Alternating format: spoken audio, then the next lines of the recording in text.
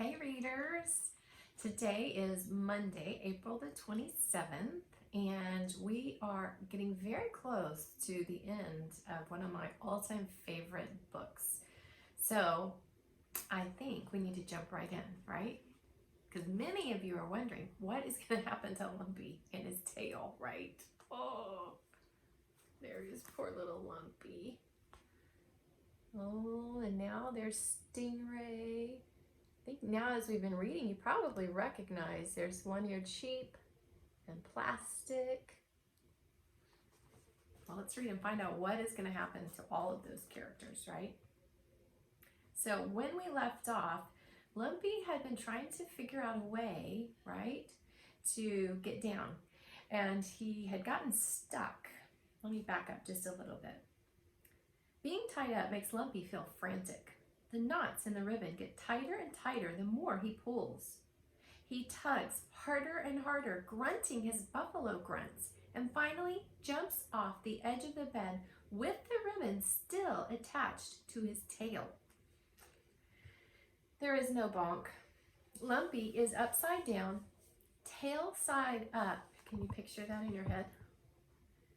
Hanging in the air.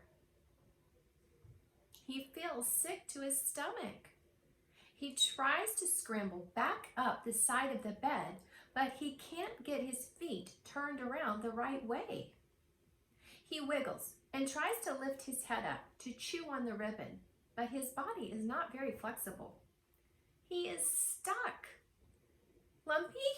It's Plastic rolling across the rug toward him. Why are you upside down? Untie me, cries Lumpy. No hands, says Plastic. Pull me. No arms. Chew through the ribbon. No teeth, says Plastic. It's normal for a ball. Here's a picture of him. Oh no, look at little poor Lumpy. There's Plastic. You guys see the details of the background of all the other characters we keep reading about? And is that a really high bed, or is that just a high bed because they're small? Have you guys thought about that? What can you do? Bounce. Bounce me then, says Lumpy, please. Plastic rolls back to get a good start. And then she bounces herself hard at Lumpy, banging him against the side of the bed. Harder, cries Lumpy. Plastic bounces harder. And again. And a really hard bounce. There's a ripping sound. You're breaking the ribbon, cries Lumpy. Keep going. Plastic does. Another ripping sound. Do you have a prediction of how this is going to end? Again, I'm almost down. One more bounce and Lumpy crashes to the ground. Bonk. He lands on his bottom, just like before. Only it feels different. I can see you guys are figuring that one out. It feels like something is missing. Something is. Lumpy looks up at the unbroken ribbon dangling from the top of the high bed. Something short and chocolate brown and rather good looking is attached to it.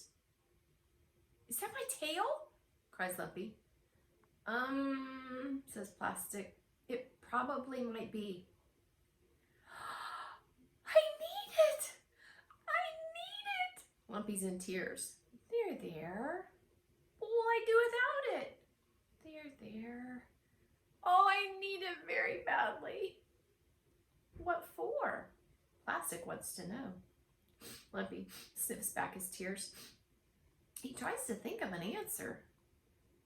You look tougher without it, says Plastic kindly, rolling around to examine Lumpy's bottom.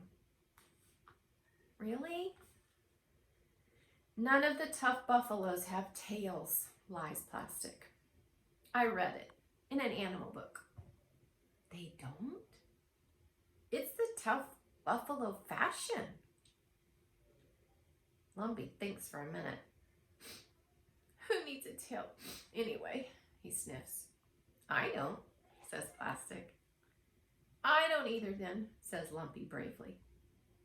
Almost an hour later, while Lumpy is showing his tail stump to Tuk Tuk in the bathroom, Plastic hears a noise from on top of the high bed.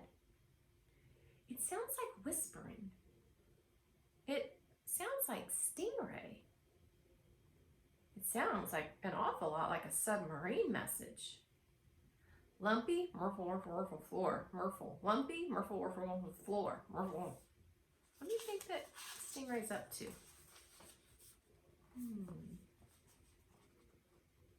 The next day, the little girl wraps Lumpy's bottom in toilet paper and masking tape to help make it feel better.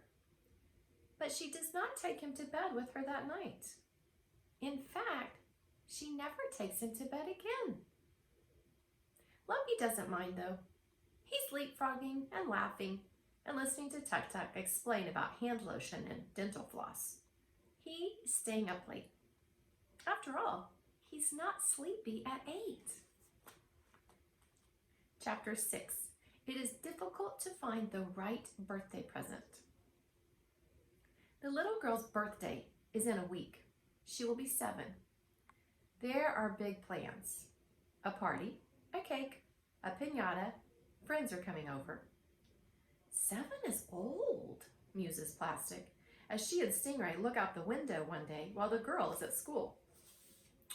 Will she be a grown-up soon? No, says Stingray. How can you tell? You're not a grown-up until you're at least 8. Don't you love Stingray? Stingray taps the window pane with her flipper for emphasis. How old are you? Plastic wants to know. When you're 8, you can drive a limousine. That's always one of my favorite parts. Stingray explains. Are you guys ready for this? Here it comes. And you brush your teeth without being reminded. And you can read all the words in the dictionary, no matter how long. You have lots of money to buy all the chocolate you want. And poofy dresses and cool soccer shoes. Plus, anything blue that strikes your fancy. But not when you're 7. How old are you? Asks Plastic again. That doesn't matter, says Stingray. What matters is how much stuff I know. People who know a lot of stuff don't need birthdays. A little Stingray, right? She always wants everybody to think she knows everything, but do you think she knows how old she is? Yeah, I don't either. I'm having a party for my toys, the little girl tells her 3 best friends. In the morning, before the kids come over, with my tea set and a real cupcake. Everybody is invited. They begin whispering as soon as the girl leaves for school. Who's included in everybody? Lumpy asks. Just everybody, says Plastic. Does it mean me? Of course. Does it mean the toy mice? I think so. What about the rocking horse? He can't sit at the table. Oh, Plastic rolls side to side a bit, not answering. Have you guys inferred when Plastic starts rolling side to side but not answering? Have you guys inferred what that might mean? The author's not coming on telling us this, but we can use our schema plus clues from the text to infer. I think so too. I think what it is when Plastic doesn't know what to answer, it's like a little nervous thing, like rolling back and forth and back and forth. Everybody is us 3, the toy mice and the one-eared sheep, explains Stingray. That's who's invited. She's such a know-it-all. That's all, says Lumpy. I feel bad about the horse. Well, maybe the horse can come, says Stingray. We could have the party over in his corner. That's a good idea. What about Frank? Wonders Lumpy. Have you guys noticed Lumpy always wants everybody to be included? Lumpy's a good friend. What about Tuk Tuk? Frank has to stay in the basement, Stingray points out. Tuk Tuk probably. Wouldn't even want to come, says Plastic. It's not a towel kind of thing. She likes to do stuff with the other towels. I think she'd want to, says Lumpy. She's the little girl's towel. If you invite one towel, you have to invite them all, Stingray explains. The girl has to keep the party down to a manageable size. All right, I'm leaving you guys there. We'll find out what happens tomorrow. Bye.